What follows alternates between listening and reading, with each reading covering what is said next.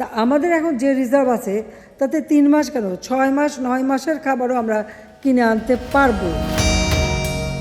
বৈদেশিক মুদ্রার রিজার্ভে হাসিনার আঁচড় কেটে যাচ্ছে, রিজার্ভে ফিরছে সুদিন। হাসিনা রিজার্ভ নিয়ে জালিয়াতিপূর্ণ হিসাব দেওয়ায় বোঝাও যাচ্ছিল না আসলে রিজার্ভ কত ছিল।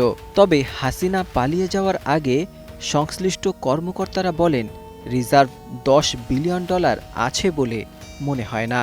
2001 থেকে 6 সালে বিএনপি যখন ক্ষমতায়, তো রিজার্ভ কত ছিল? আওয়ামী লীগ রিজার্ভ নিয়ে 2 নম্বরই করত। হাসিনার আমলেই বাংলাদেশ ব্যাংকের রিজার্ভ থেকে $101 মিলিয়ন চুরি হয়। সেই চুরির সাথে হাসিনা পুত্র জয় সম্পৃক্ত ছিল বলে অন্তর্বর্তী সরকারের আমলে বিভিন্ন তদন্তে উঠে এসেছে। বাংলাদেশ ব্যাংকের তৎকালীন governor doctor Atiur Rahman reserve চুরির বিষয়টি জয়কে জানালে জয় রহস্যজনকভাবে তা গোপন করেন। এছাড়া একজন ভারতীয়কে দায়িত্ব দেন বিষয়টি দেখার জন্য। এসব অপকর্মের প্রভাবে রিজার্ভ কমে যায়। এর প্রভাব পড়ে সুদূর প্রসারী। ব্যবসায়ীরা এলসি খুলতে পারছিল না, বাজারে ডলারের দাম হু হু করে বাড়তে থাকে। তারপর ডলার সংকটে দিশেহারা হয়ে পড়ে সাধারণ মানুষ।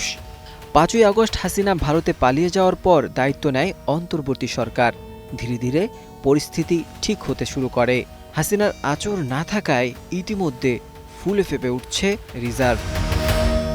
কেন্দ্রীয় ব্যাংকের সর্বশেষ তথ্য অনুযায়ী 2025 সালের 17 এপ্রিল পর্যন্ত বাংলাদেশ ব্যাংকের বৈদেশিক মুদ্রার রিজার্ভ দাঁড়িয়েছে $26.73 বিলিয়ন মার্কিন ডলার। তবে আইএমএফের BMP6 পদ্ধতিতে হিসাব করলে এই রিজার্ভ $21.39 বিলিয়ন এবং প্রকৃত ব্যয়যোগ্য নেট রিজার্ভ প্রায় $16 বিলিয়ন।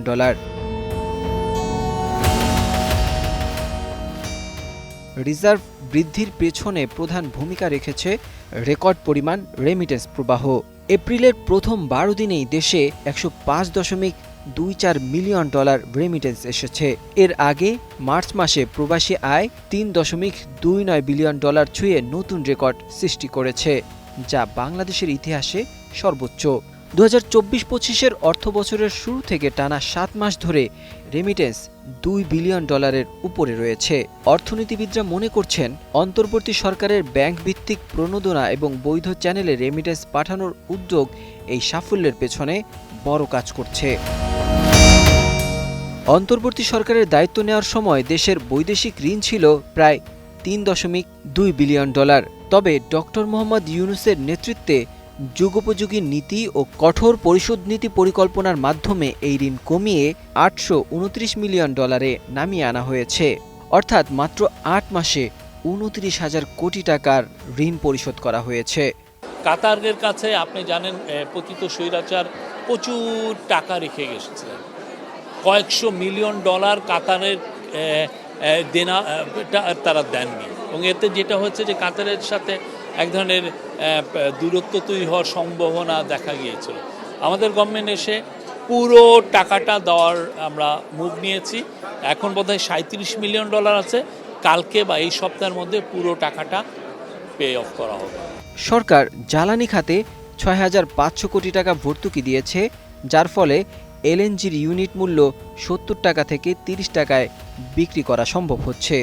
এতে সরকারকে অতিরিক্ত ব্যয় বহন করতে হলেও দীর্ঘমেয়াদী স্থিতিশীলতা নিশ্চিত করতে সক্ষম হয়েছে। গ্যাস খাতেও এই ঋণের বোঝা কমেছে উল্লেখযোগ্য হারে। 2024 সালের 5ই আগস্ট পর্যন্ত গ্যাস খাতের বকেয়া বিল ছিল 75 কোটি টাকা, যা এখন কমে 24 কোটি টাকায় নেমে এসেছে।